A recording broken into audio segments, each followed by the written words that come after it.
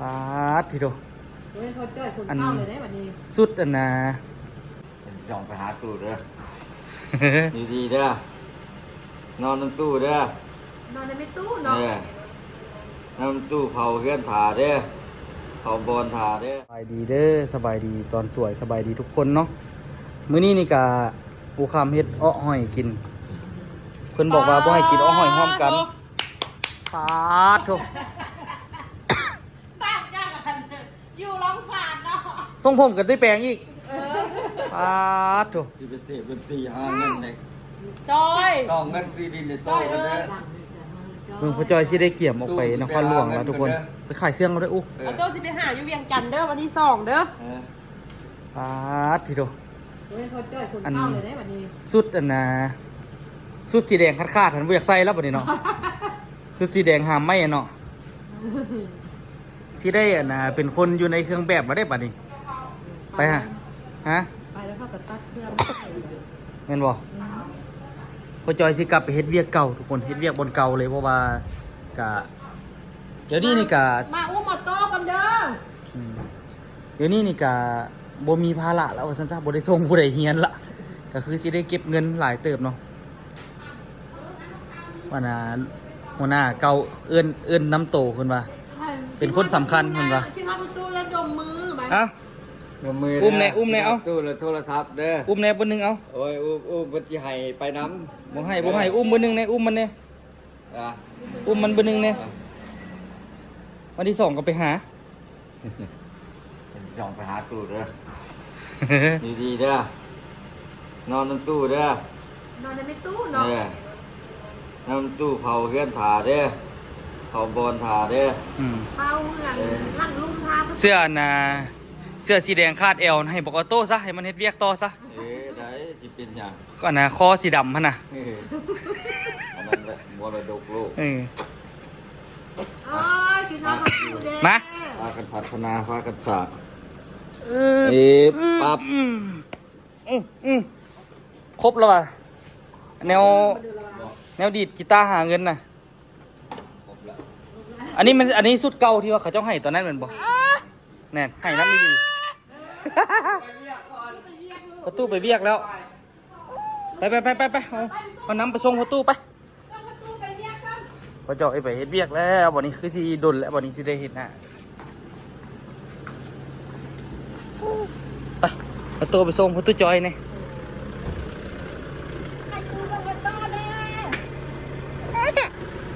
ให้ตู้บังออโต้เด้ ไปจอยเอาตู้ให้น้ำไปโชคดีเดินทางปลอดภัย ไปเด้อ เสร็จประตูไปปะออโต้ละ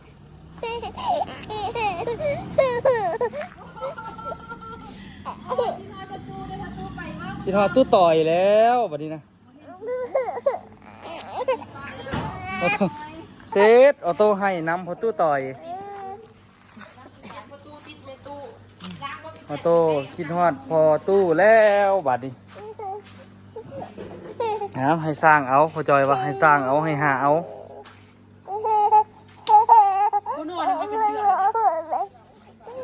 สบายเลยสิครับ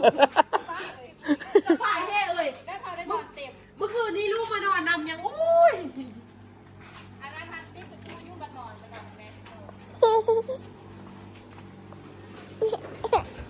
เสร็จออโต้นะคิดนอนพอตู้แท้บัดนี้นะให้แม่ออโต้พอตู้จอยหนีปะออโต้ละพอตู้จอยไปเฮ็ดเวียกไปนี่บ่แม่นว่าไปบนอื่นบนไก่ทุกคนไปบนเก่าหั่นแหละเนาะไปบนเก่าที่ว่าเพิ่นเคยเฮ็ดเวียกหั่นเพราะว่า แม่ท่าเพื่อน นั่นล่ะ แม่ท่าเพื่อนเมื่อคืน เวียก ป้าเอาโต้ในตู้เพชรคอมเมนต์ป้าเป็นไอ้บ้าวน้อยแล้วเด้หลานน้อยคนล่อใหญ่สูงเด้อ ตู้เพชรใส่ ตู้เพชรตู้วัดอ่ะ โอ้ไม่เพชรเนี่ยก็ทำพอจอยไปจังได๋ก็ จอยบ้านเดี๋ยวว่าเข้าหูเบิกเจ้าว่าถูกหาเจ้าโอ้ยเดี๋ยวเขาจิบูหูเหนียวไฟกับไส้เบิกเก้าใช่เปล่าเต้เขาเด้อ เจ้เขาเด้อ เอาจากห้าง ยังเหลืออยู่ โดย ยังเหลือหลายอยู่นะโดย เอามาแล้วมันเด็กพับแล้วมันลวกเลย เอาอยู่ใกล้ๆนี่แหละมันจึงสด ไข่มันอยากเน่าพับแล้วมันลวกเมื่อนั้นก็มีคนมาถามอยู่ว่าอันไอ้เกียวจะถามเราเลยดิ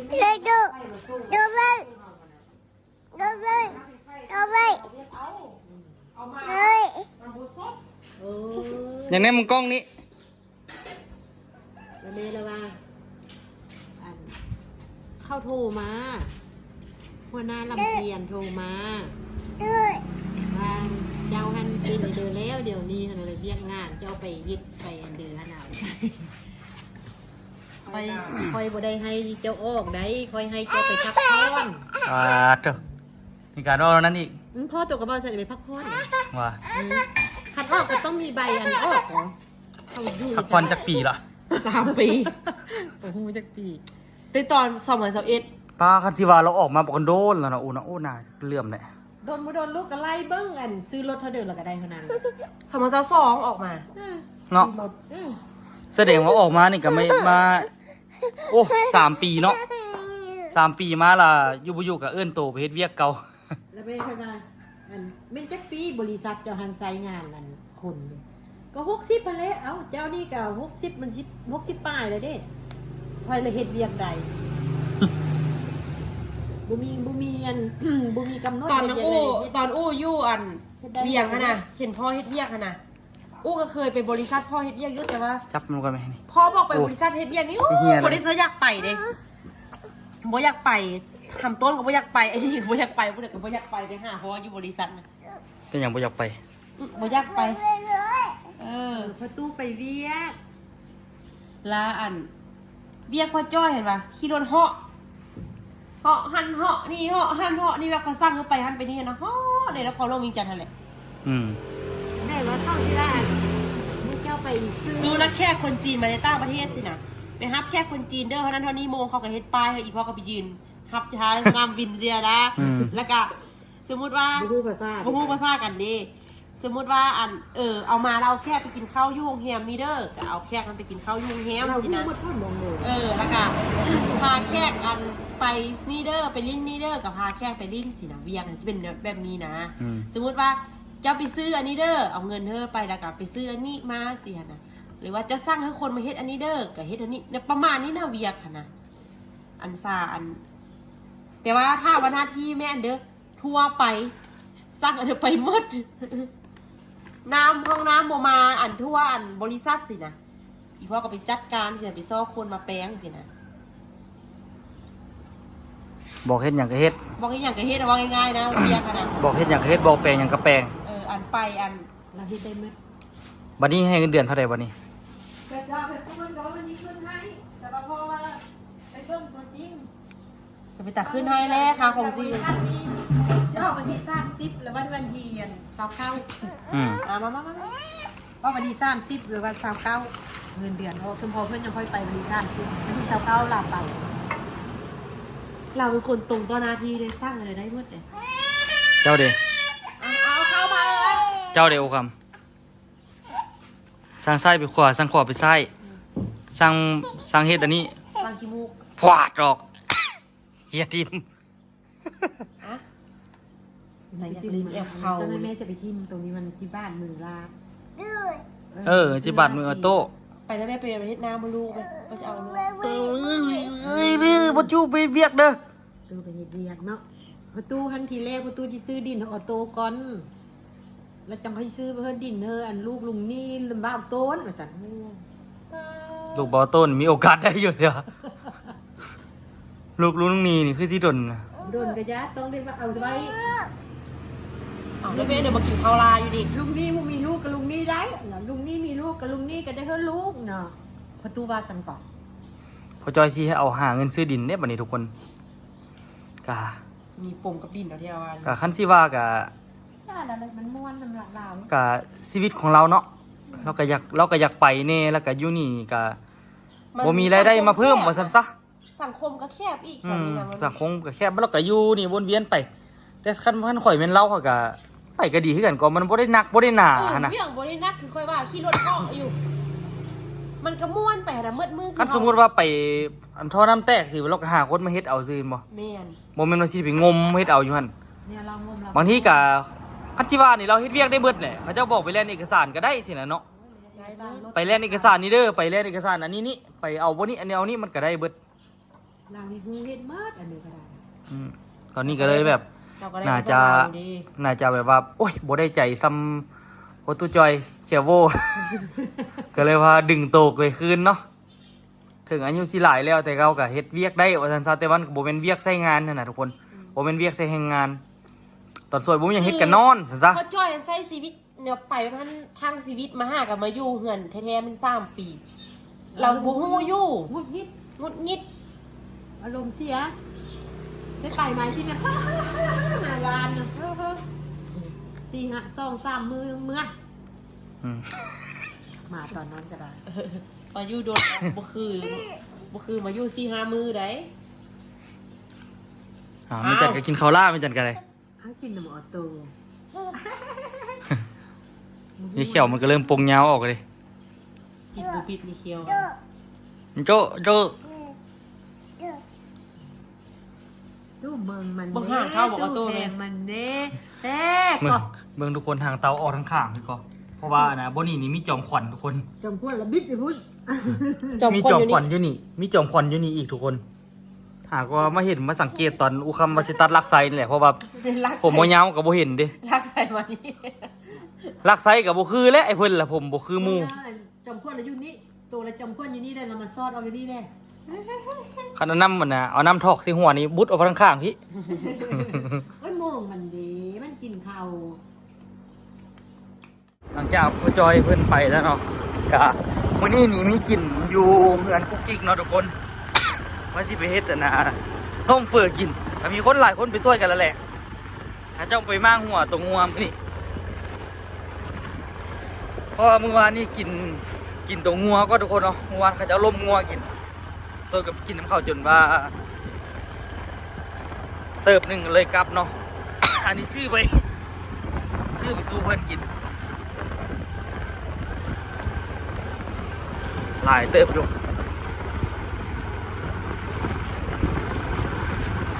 ไปไว้ให้เจ้าก่อน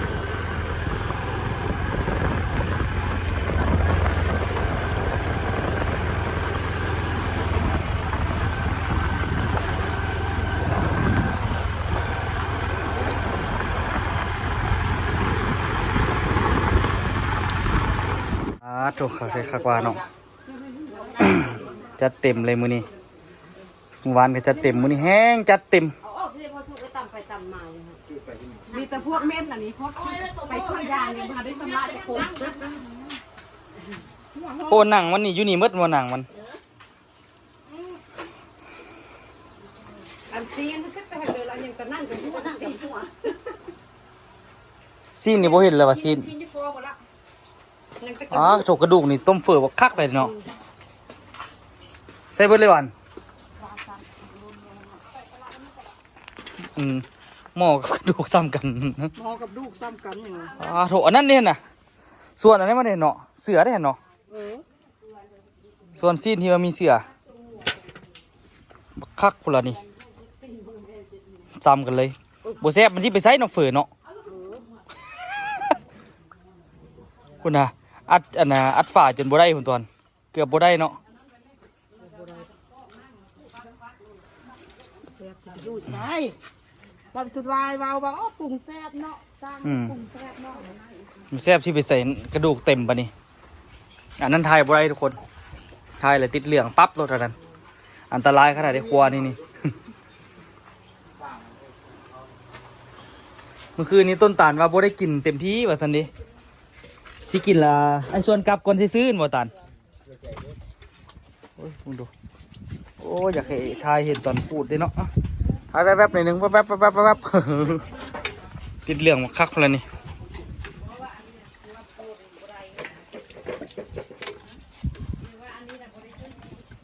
สต๊อกกลับจากโมงคืนนี่ 2 โมง สองคือกันอยู่นะ คนเก่งเมียนห้วยอันส่งคนเพิ่นเมียนห้วย ว่า เขาบิ๊กพวกว่าเมียนห้วย อืม เมียนตก ทางนั้นเมียนถ้วยมื้อนี้มาเมียนดุกเนาะมื้อนี้เนาะ แล้วลมกันนั่งลมกันผู้เมียน อ่า มันเย็นดูเมียนหนัก โอ้ตายคักบัดนี้หม้อ อีกคักอีกสมอง เมื่อวานบ่ได้ถ่ายเสียงเพลงหลายโพด เปิดไหม หึ แม่ก็เปิดวิธีหรอว่าเปิด เปิดพิธีแล้วว่ะอ่ะกะสิมากินเฟอเลยย่านไอ้บ่ได้มาซับนี่2คนเขามาได้ไปเฝ้าห้าน มีเที่ยงว่าสันติโมเปิด แท้จังได๋ก็ไปเปลี่ยนเขาแล้วบ่นี่มาเบิ่งสถานการณ์ก็เอาเส้นเฟอมาให้ก่อนซื่อๆ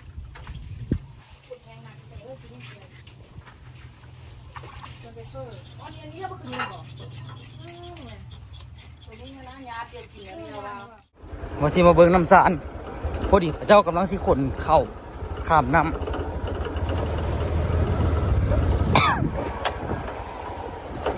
โอ้ทันอยู่บ่ทันอยู่บ่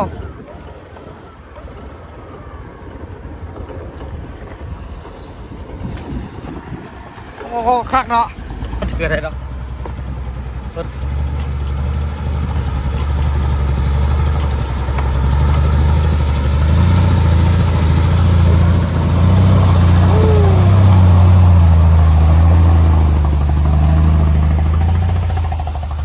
วันละสิมาส้นต้นตาลเนี่ยนะดำป่าทุกคน ฮอดแล้วได้นี่ฮอดระดูแล้วได้นี่มานั่งทั้งกล้องก็ได้ละแต่ว่ามันยังเปื้อนอยู่ช่วงน้ำท่วมนี่ก็บ่ได้มีไผมาอนามัยเนาะมันหกทุกคนอันนี้ก็เอามากองอยู่นี่หมดแต่ว่าห่มก็มานั่งลิ้นสุดก่อนแม่ตู้อั่นแม่ตู้ดอนกลับมาก็อยากมานั่งลิ้นอยู่นี่แหละ นี่ฮอดยามมาได้สิส่วนต้นตาลมาดำป่าก่อนประมาณอีกจักวางเมื่อเด็กสิได้มาก่อนเพราะว่าฮอดฤดูมันละยามนี้นี่โอ้ยน้ำมันกำลังเป็นวังไงนะนี่ปลาหลายก็ทุกคนเอ้ยน้ำใสตาอาบขนาดเบิ้งข้างกล้องช่วงนี้กำลังเย็นดีอยู่สิได้กลับเงินละเบิ้งข้างกล้องโอ้โหโคตรเย็นทุกคนเลยบอกเลยว่าโคตรเย็นดีเนี่ยที่แบบว่าเป็นซากที่ช่วงน้ำท่วมมันก็ยังหลายอยู่เรื่องนี้ แต่ว่าไม้พวกนี้นี่ก็ มาเฮ็ดฟืนมาเฮ็ดอย่างก็ได้นี่จูดไหมนี่พึ่มบึมไปเลยนี่โคตรเย็นทางกล้องนี่ปลาสกางคือที่หลายขนาดมาห้อมหน้าดำแล้วที่เอาหน้าไม่ดำปลาพร้อมทางกล้องนี่ปลาคือที่หลายเอาหน้ามานากางมาดำยิงเอาคือที่คักอยู่เนาะแล้วหรอเกี่ยวเข่าทางนั้นได้ซ้ำนี่เหรอจักเป่า ยังต้องคิดอันนี้ต้องคิด โอ้โหรถอันนี้เหมาะกับการลุยเนาะได้เรื่องอยู่ผมมีรถนี่หนียากเลยดิทางไปหาอยู่หากินกลับละทุกคนต้องมาแวะเบิ่งน้ำแต่ว่าอยากอาบอยู่ดีล่ะเมื่อหนามาดำปลาก็สิอาบก็คักเลยเมื่อหนามาดำปลาพร้อมแต่ว่าจักหน่อยสิฮอดฤดูรันโคอีกนี่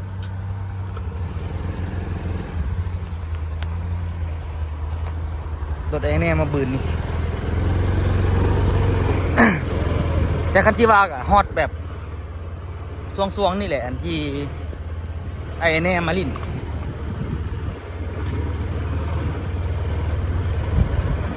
ช่วงมาดำป่านี่แหละ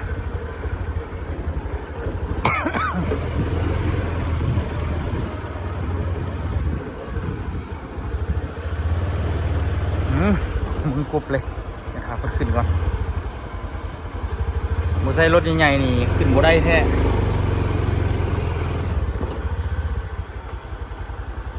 ทางนั้นจักเทศอย่างห่วน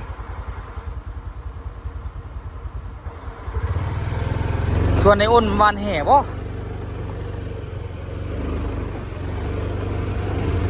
ตุ๊กเราบ่ค่อยได้เฮ็ดเลยช่วงนี้ค่าเบี้ยกหลายเนาะชีวิตประจำวันคือเก่าเนาะจัดกระแลมจัดเครื่องจัดของแล้วก็อุ้มตัวหมาตัวหมาวะนี่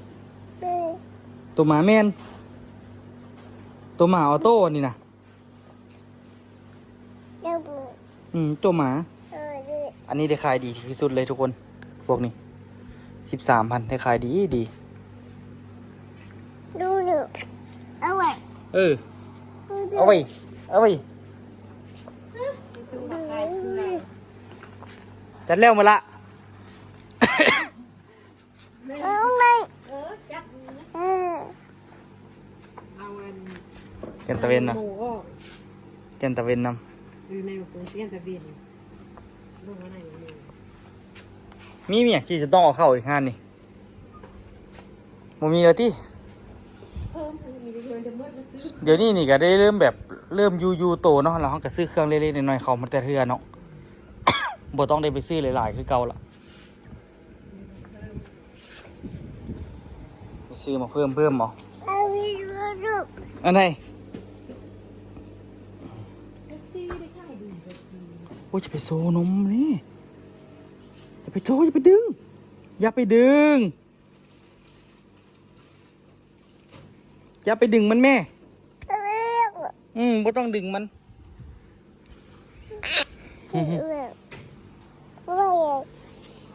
เห็นแล้วเนี่ยท่านเห็นอะไรก็จับมาใส่โอ้ยสิได้เบิดแล้ววะ อีซีโอ้อีซีดำตัวเข้ากับมดละ ตัวเหลืองกับเบิดแล้วรถของน้ำกับเบิดน่ะตัวดำกับเบิดได้จัดก็ทุกคนเนาะได้เบิ่งแล้วก็ได้จัดเครื่องจัดของอันไหนมืดแล้วก็จัดอันไหนมืดแล้วก็จัด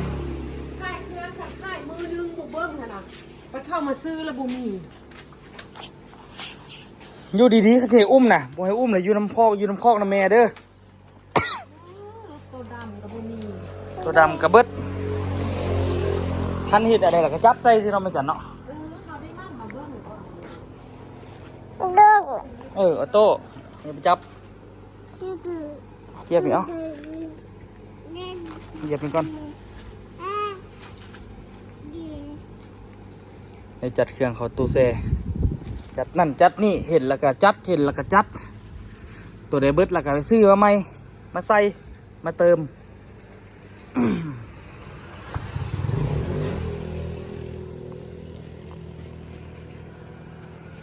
อันนี้นี่ใส่เต็มที่ได้นี่คันว่าเฮ็ดได้2ล็อกเนี่ยปัตติโทโหแย่ขนาดนี่อันนี้นี่ก็บ่แล้วจักเทื่อบ่ได้เฮ็ดมาแน่คันว่าเฮ็ดก็แล้วแหละเบิ่งก่อนบางทีสิได้ เนาะเอาไม้มาตอกใส่สังกะสีมาเปะใส่กันซาดแล้วก็เฮ็ดต้องได้เฮ็ดประตูอันนี้นี่พวกนี้นี่ต้องได้เฮ็ดประตูต้องได้เฮ็ดหลังคาออกมาพี่พ่อมกะคันเฮ็ดกะต้องได้หาหม่องตอกยึดเนาะน่าจะได้ยึดถึงบ่ หาวิธีเฮ็ดคอกนี่พอจอยกลับไปเวียกไปงานแล้วเดี๋ยวก็ได้เฮ็ดเอาวันนี้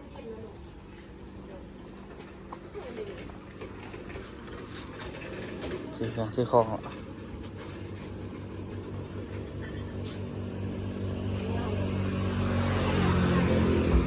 อยู่ตะไม้โอ้ตีนเอาโต้ตีนนะ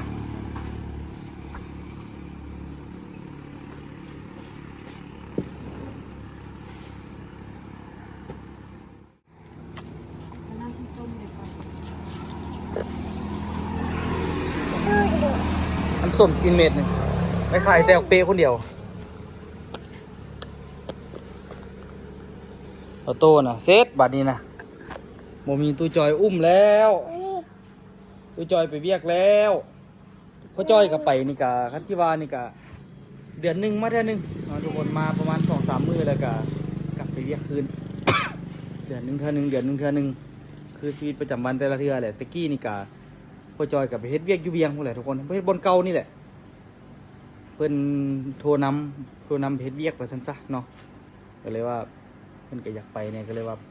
ไปเนาะก็ได้หลายทางเสริมเฮ็ดได้สิรวยก็เฮ็ดก็ เพื่อนยังเฮ็ดได้ พ่อจอยเกี่ยมสิซื้อดินนี่นะสิหาเงินมาผ่อนดิน พ่อจอยนี่มักขนาดได้ดินนี่มีเงินละซื้อดินไว้ถึงว่าเพิ่นซื้อไว้ก็เป็นมูลว่าซั่นซะนี่ทางเทิงหันกะป๊าดที่โทรโซซีบุกเบิกได้เหมือนธรรมดามันก็ตายว่าไม่จันหญ้า กระ ตายอยู่แค่เพิ่งแห้วนี่ก็ตายเป็นหม้อ แต่เป็นมองว่า ไม่เป็นยาวซีดบ้างเลยนะมันคือประเภทนี้แหละเป็นตายที่สุดเลย มองเขียวมองนึงกันคือว่าเขียวเบดละเขียวทั้งกลางกัน ทางกลางมันเพิ่นผ่านได้ซีดเด้ บริสิทธิ์เถอะวะแต่มันก็สวยได้หลายอยู่เด้เนาะอันที่ว่าก็ได้เนาะคันว่าบุสิทธิ์นี่มันก็เป็นเขียวๆหันเบิดแล้วเนาะ เที่ยวตึ๊บบ่เห็นขี้ดินเลย เนาะก็สวยได้หลายอยู่ตัวโอ้แสดงว่าเราสีดบ่ทันแล้วตัว เราพอมีตัดมองเดือเราซีดไปซื้อวันน้ำประเทศปะแล้วได้เบรกอยู่ลุ่มๆนี่ขึ้นไป เนาะยากน้ำแบกน้ำมันเนาะให้น้ำมันพร้อมก็ทุกคน ไม่หายตุ๊กกันเสื้อตุ๊กข้าวหรือเปล่า ทานก็มันสิเบิดแล้วมาทานใกล้แล้วเนาะ มันมืดจะค่อยเอามา ประมาณจักกระสอบบัดนี้คันเอามา แต่เอามาอา เห็นอยู่หันมืดเลยกอมจันมันไปเคยไปเอาแต่เทื่อนะ ไปมาก็แค่10 เป่าเลยก็ได้ลูกเราช่วงนี้เขาหยาบนะครับแต่ยังก็ได้ค่ายปกติทาน เนาะ ได้ค่ายเพราะว่าเขาปิ้งเขาที่เด็ด น้ำมันนี่ก็ได้ขายปกติ ลูกซื้อ3 แสนกันเล็กน้อย ให้ที่ตู้ข่าวดีก่อน ทำกันได้ค่ายไปเรื่อยๆคันบุมีแล้วก็คือไม่ได้ค่ายเลยมันต้องพวกนี้ คันบ่มีนี่กะเท่าหน้าเขามาถามบ่มีกะลูกค้าก็หายก็เนาะ มันก็ส่วนไปสอบพวกละซื้อมา เหงื่อนี่กะขั้นเดือน6ลูกสิเอาเข้าอีกเดือน6เขากำลังซิดนี่สิเอาเข้าอีกพวกเหงื่อปลาพวก อันนี้เขาป้า อุ ไว้ ปกรณ์ นึงนี่ก็ได้อ่ะ ได้ มันมีตัวหนึงบ่ได้เพราะว่าน้ำมันถึกมันเสร็จละมีตัวหนึงนะตัวนี้นี่ตัวนี้ แม่ว่า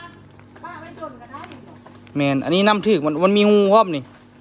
ล้มเข่ามันนำบัดแล้วสิเอาไปให้ปลาดุกกินซะไข่เขียวนี่เสียดายเอาไว้เฮ็ดเหงื่อดิเนาะ